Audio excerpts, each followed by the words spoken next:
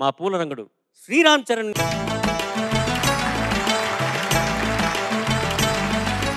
Dialogue చెప్పి పాడుతున్నాం. అలాగే sir. కానీ 100 మంది పేదవాళ్ల కడుపు కొట్టే ఉన్నవాళ్ల తల కొట్టు, ఆ కొట్టింది 10 మందికి పంచిపెట్టు, ఈ మనిషిగా పుట్టినందుకు ఈ జన్మ విలువ నిలబెట్టు.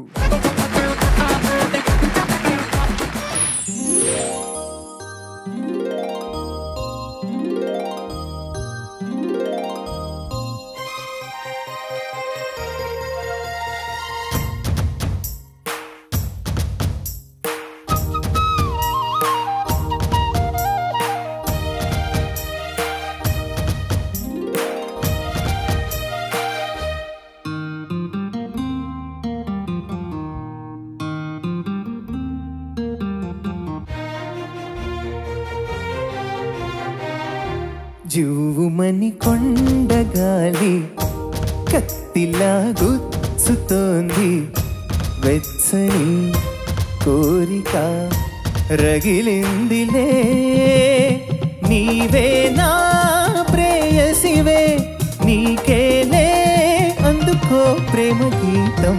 కస్సుమని పిల్లగాలి నిప్పులా అంటుతోంది, తీయని కానుక దొరికిందిలే, నీవే నా ప్రేమవులే, నీకేలే అందుకో ప్రేమ గీతం.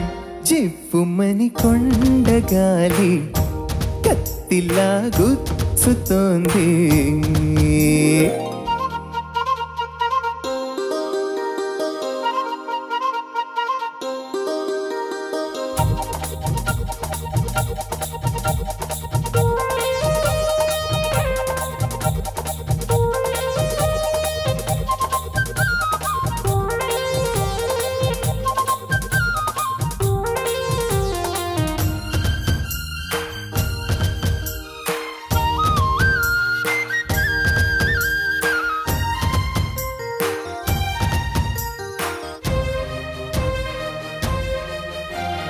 వంపులో సొంపులో అందముంది, కసి చూపులో ఊపులో పందెముంది. వంపులో సొంపులో అందముంది, కసి చూపులో ఊపులో పందెముంది. కాశ్మీర కొండలో అందాలకే కొత్త అందాలు ఇచ్చావో, కాశ్మీర వాగులో పరుగులకే కొత్త అడుగుల్ని నేర్పావో, నేనే నిన్ను కోరి చేరి వాలిపోవాలి. కస్సుమని పిల్లగాలి నిప్పులా అంటుతోంది.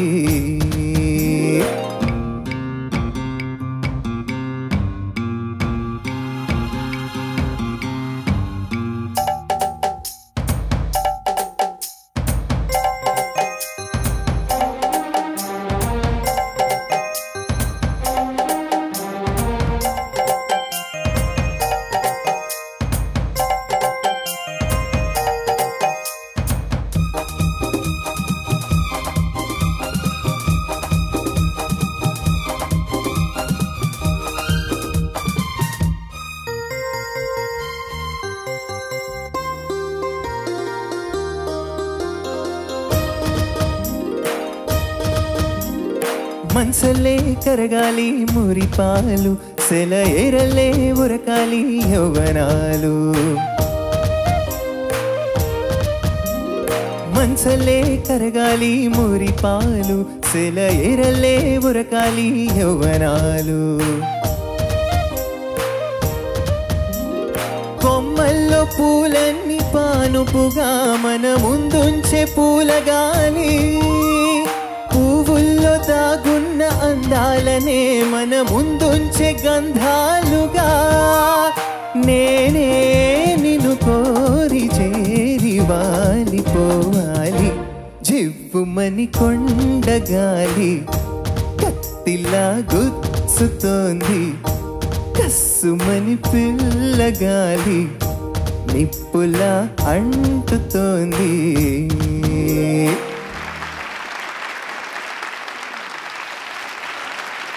Judges over to you. Ram Charan sir. బాగా పాడావు, చాలా బాగా పాడావు. ముందు అభినందనించాల్సిన విషయం ఏంటంటే గాత్రం చాలా బాగుంది, బాగా పాడావు. ధన్యవాదాలు. స్ఫటికం అంత స్వచ్ఛంగా ఉంది పాట. ధన్యవాదాలు సార్. తర్వాత అభిశంసన ఏంటంటే ఒక లయ, రెండో చరణంలో చాలా చోట్ల అపలయ, తర్వాత చరణంలో మొదటి చరణంలో చివరి భాగం నేనే నిన్ను చేరి కోరి అక్కడ ప్రతిసారి అందుకోవట్లేదు, రిథంకి తగినట్టుగా అందుకోకుండా కొంచెం ఆలస్యంగా వస్తుంది. ఆ రెండు చోట్ల చూసుకుని ఆ అపలయను సవరించుకుంటే గనక నువ్వే నెల వంకలేని వంకేశ్వరుడు.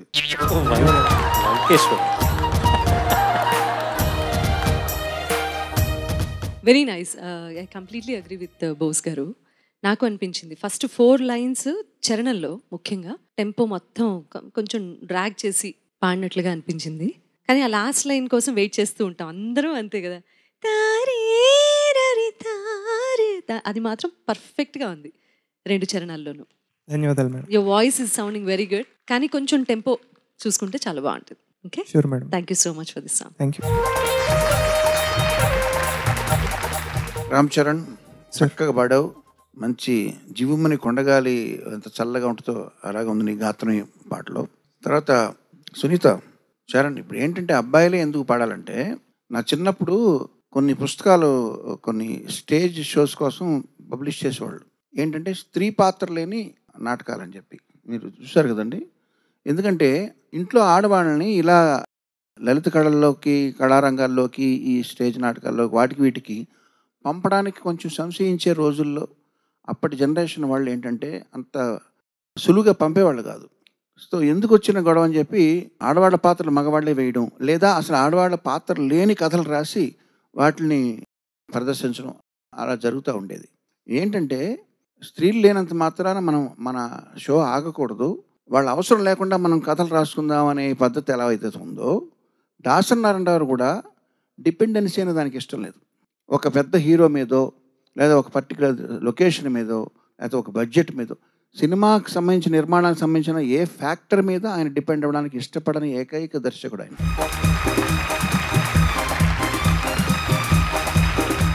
ఏది లేకపోయినా సరే ఆయన సినిమాలో అనుకుంటాను ఆగదు ఏ నిమిషం నీ కోసం, ఎందులో అది ఆ పాటలో లాగే ఎవరి కోసం ఆయన ఆగరు. ఎవరు రాకపోయినా షూటింగ్ జరగాల్సిందే, సినిమా కంటిన్యూ అవ్వాల్సిందే అనే అటువంటి నిరంకుశం అన్న కానీ ఎవరిని లెక్క చేయని మనస్తత్వంతో ఆయన సినిమాలు తీయడమే కాదు వాటిని హిట్ చేసి నిరూపించిన ఏకైక దర్శకుడి పాటలు పాడుకునే ఎపిసోడ్లో స్త్రీలు పాడట్లేదు, అమ్మాయిలు పాడట్లేదు అనే లోటు, ఆ లోటు మనం ఫీల్ అవ్వాలా అవ్వక్కలేదా అన్నది మీకే తెలుసు. ఈ పాటతో అసలు అయితే ఫీల్ అవ్వలేదండి. ఈ పాటతో అసలు ఫీమేల్ లేదన్న అసలు ఫీలింగే రావాలా. నీకేమైనా అనిపించిందిరా డ్యూయట్ పాడుంటే బాగుండని? అలా ఏం లేదు సార్. లేదు కదా, వెరీ గుడ్, వెళ్ళిపోవచ్చు. ధన్యవాదాలు.